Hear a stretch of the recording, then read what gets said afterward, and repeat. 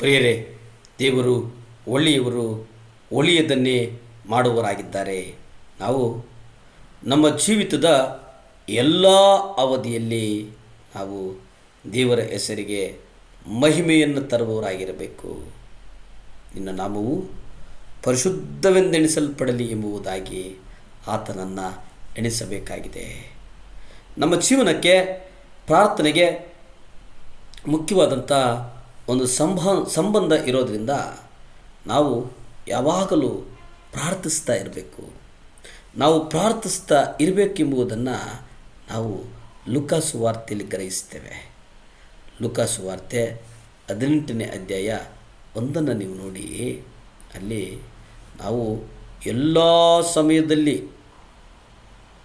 ಪ್ರಾರ್ಥನೆಯಲ್ಲಿ ನಮ್ಮನ್ನು ನಾವು ತೊಡಗಿಸ್ಕೊಳ್ಬೇಕು. ಪ್ರಾರ್ಥನೆಯ ಆತ್ಮವನ್ನು ನಾವು ಹೊಂದಿರಬೇಕು. ಅದು ನಮ್ಮ ಇಡೀ ಜೀವಿತವನ್ನು ಬದಲಾಯಿಸಬೇಕು. ನೀವು ಗಮನಿಸಿ, ಪ್ರಾರ್ಥನೆಯಲ್ಲಿ ನಮಗೆ ಸರಿಯಾದಂಥ ಆದ್ಯತೆಗಳೇನು ಅಲ್ಲಿ ಗಮನಿಸ್ತೇವೆ. ದೇವರು ತನ್ನ ಶಿಷ್ಯರಿಗೆ ಕಲಿಸಿದಂಥ ಪ್ರಾರ್ಥನೆಗಳನ್ನು ನಾವು ಗಮನಿಸೋದಾದರೆ ಅಲ್ಲಿ ದೇವರು 6 ಬೇಡಿಕೆಗಳನ್ನು ಮಾತಾಡ್ತಾರೆ. ಅದರಲ್ಲಿ ಮೊದಲನೇ ಬೇಡಿಕೆ ಏನಪ್ಪ ಅಂತಂದರೆ, ನಿನ್ನ ನಾಮ ಪರಿಶುದ್ಧವೆಂದೆಣಿಸಲ್ಪಡಲಿ, ನಿನ್ನ ರಾಜ್ಯವು ಬರಲಿ, ನಿನ್ನ ಚಿತ್ತವು ಪರಲೋಕದಲ್ಲಿ ನೆರವೇರುವ ಪ್ರಕಾರ ಭೂಲೋಕದಲ್ಲಿಯೂ ನೆರವೇರಲಿ.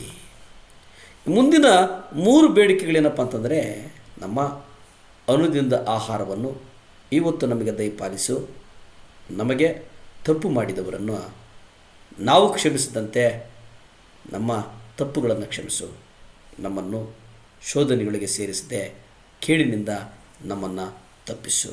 ಇಲ್ಲಿ ಗಮನಿಸೋದೇನಪ್ಪ ಅಂತಂದರೆ, ನಮ್ಮ ಪ್ರಾರ್ಥನೆ ನಮ್ಮ ಸ್ವಂತದ ಸಮಸ್ಯೆಗಳ ಕುರಿತು ಆಗಿರಬಾರ್ದು. ಅನೇಕ ಸಮಸ್ಯೆಗಳು ಇರಬಾರ್ದು. ಒಂದು ವೇಳೆ ಆತ್ಮಿಕ ಸಮಸ್ಯೆಗಳು ಸಹ ಇರಬಹುದು. ಅವುಗಳ ಮೂಲಕ ಪ್ರಾರ್ಥನೆಯನ್ನು ಆರಂಭಿಸಬಾರ್ದು. ಮೊದಲ ಸ್ಥಾನ ದೇವರಿಗೆ ಮಹಿಮೆಗೆ ಸಲ್ಲಿಸಬೇಕು. ನಾವು ನಮ್ಮ ಜೀವನವನ್ನು ಪರೀಕ್ಷಿಸಿ ದೇವರ ಮುಂದೆ ಇರಿಸುವಂಥ ಒಂದು ಹಂಬಲವನ್ನು, ಒಂದು ಹೃದಯವನ್ನು ನಾವು ಇಟ್ಟುಕೊಳ್ಳಬೇಕಾಗ್ತದೆ. ಯೇಸು ಕ್ರಿಸ್ತನನ್ನು ನಾವು ಮುಖ್ಯವಾಗಿ ನಮ್ಮ ಸ್ವಂತ ಶಿರಸ್ಸಾಗಿ ಅಂಗೀಕರಿಸಬೇಕಾಗಿದೆ.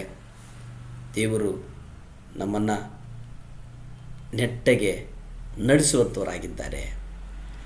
ದೇವರಿಗೆ ಬೇಕಾಗಿರೋದೇನಪ್ಪ ಅಂತಂದರೆ, ಯಾಜಕಕಾಂಡ 26:13 ನಾವು ನೋಡ್ತೇವೆ, ದೇವರು ನಮ್ಮನ್ನು ನೆಟ್ಟಗೆ ನಡೆಸುವಂಥವರಾಗಿದ್ದಾರೆ. ನಾವು ನೆಟ್ಟಗೆ ನಡೆಯಬೇಕಾಗಿದೆ. ತಮ್ಮ ಬಾಳಿನಲ್ಲಿ ನೋಡೋದಾದರೆ ನ್ಯಾಯಬದ್ಧವಾದಂಥ ಒಂದು ಸ್ಥಳಗಳ ಕಡೆ ನಡೆಯಬೇಕಾಗಿದೆ. ಜೀವನದಲ್ಲಿ ಆರೈಕೆ ಮಾಡಬೇಕಾಗಿದೆ. ಇಚ್ಛೆ ಮತ್ತು ಧ್ಯೇಯಗಳಲ್ಲಿ ನಾವು ದೇವರಿಗೆ ಮೊದಲ ಸ್ಥಾನವನ್ನು ಕೊಡಬೇಕಾಗಿದೆ. ದೇವರಿಗೆ ನಾವು ಮೊದಲನೆಯ ಸ್ಥಾನವನ್ನು ಕೊಡಬೇಕಾಗಿದೆ. ದೇವರಿಗೆ ನಾವು ನಮ್ಮ ಮೊದಲನೆಯ ಸ್ಥಾನವನ್ನು ಕೊಟ್ಟು ನಾವು ಪ್ರಾರ್ಥಿಸಿದಾಗ ನಮ್ಮ ಪ್ರಾರ್ಥನೆ ಜೀವಿತ ಬದಲಾಗ್ತದೆ. ನಮ್ಮ ಜೀವನದಲ್ಲಿ ಅನೇಕ ಸಂಗತಿಗಳು ಇಲ್ಲಿ ದೇವರಿದ್ದರು. ಅನೇಕ ಸಂಗತಿಗಳಲ್ಲಿ ದೇವರ ಜಯವನ್ನು ಕೊಟ್ಟರು. ಅನೇಕ ಸಂಗತಿಗಳಲ್ಲಿ ಅತ್ಯದ್ಭುತವಾಗಿ ನಡೆಸಿದರು. ಲೂಕಾ 15:11-24 ನೋಡಿ, ಅಲ್ಲಿ ದೇವರು ಒಬ್ಬೊಬ್ಬನ ಮನುಷ್ಯನಿಗೆ ಇಬ್ಬಿಬ್ಬರು ಕುಮಾರರಿದ್ದರು. ಅವನ ಆಸ್ತಿ, ಅಂತಸ್ತು, ಐಶ್ವರ್ಯ ಇವೆಲ್ಲದರ ಕುರಿತು ಸ್ಪಷ್ಟವಾಗಿ ಬರೀತಾರೆ. ನಾವು 100% ದೇವರನ್ನು ಅವಲಂಬಿಸೋಣ. ದೇವರು ನಮ್ಮನ್ನು ನಡೆಸುವವರಾಗಿದ್ದಾರೆ. ಭೂಮಿ ಆಕಾಶಗಳನ್ನು ಉಂಟು ಮಾಡಿದಂಥ ಸರ್ವಶಕ್ತನಾದಂಥ ದೇವರ ಸ್ತೋತ್ರನಪ್ಪ. 7 ಲ್ಯಾಂಪ್ ಚಾನಲ್ ಯಾರು ನೋಡ್ತಾ ಇದ್ದಾರೋ ಅವ್ರಿಗಾಗಿ ಪ್ರಾರ್ಥಿಸ್ತೇನಪ್ಪ. ದೇವರೇ, ನಮ್ಮ ಹೃದಯ ಕಳವಳಗೊಳ್ಳದಿರಲಿ ಸ್ವಾಮಿ. ನಮ್ಮ ಹೃದಯ ಸದಾ ನಿಮ್ಮನ್ನು ಬಯಸಲಿ ದೇವರೇ. ಸೇವೆ ಮಕ್ಕಳಿಗಾಗಿ ಪ್ರಾರ್ಥಿಸ್ತೇನೆಯ. ಸಹಾಯ ಮಾಡಪ್ಪ, ಸಹಾಯ ಮಾಡು ದೇವರೇ. ಬಲದಿಂದ ಸಹಾಯ ಮಾಡು, ಅಭಿಷೇಕದಿಂದ ಸಹಾಯ ಮಾಡಪ್ಪ. ಒಂದು ಬಲವಾದ ಗಾಯವುಳ್ಳ ಹಸ್ತ ನಮ್ಮನ್ನು ಮುಟ್ಟಲಿ ದೇವರೇ. ಅಪ್ಪ, ನಮ್ಮ ಜೀವನದ ಗುರಿಯನ್ನು ಕಲಿಸಿಕೊಡು ಸ್ವಾಮಿ. ನಮ್ಮ ಜೀವನದ ಗುರಿಯನ್ನು ತೋರಿಸಪ್ಪ. ಹಾಗೆ ಮಾಡಿದ್ದಕ್ಕಾಗಿ ಕೋಟಿ ಸ್ತೋತ್ರಗಳನ್ನು ಸಲ್ಲಿಸ್ತಾ, ಸ್ತುತಿ ಘನ ಮಾನ ಮಹಿಮೆ ನಿಮ್ಮೊಬ್ಬರಿಗೆ ಸಲ್ಲಿಸ್ತಾ, ನನ್ನನ್ನು ನಾನು ಒಪ್ಪಿಸಿಕೊಟ್ಟು, ನನ್ನನ್ನು ನಾನು ತಲೆ ತಗ್ಗಿಸಿ ತಮ್ಮನ್ನು ಹೆಚ್ಚಿಸ್ತಾ, ನಜರೇತಿನ ಯೇಸು ಕ್ರಿಸ್ತನ ಅಧಿಕಾರದ ನಾಮದಲ್ಲಿ ಬೇಡಿ ಬಂದು ಪ್ರಾರ್ಥನೆ ಮಾಡಿ ಆಶೀರ್ವಾದಗಳನ್ನು ಹೊಂದಿಕೊಳ್ತಾ ಇದ್ದು ಪರಮ ತಂದೆಯೇ. ಆಮೇನ್, ಆಮೇನ್, ಆಮೇನ್, ಆಮೇನ್.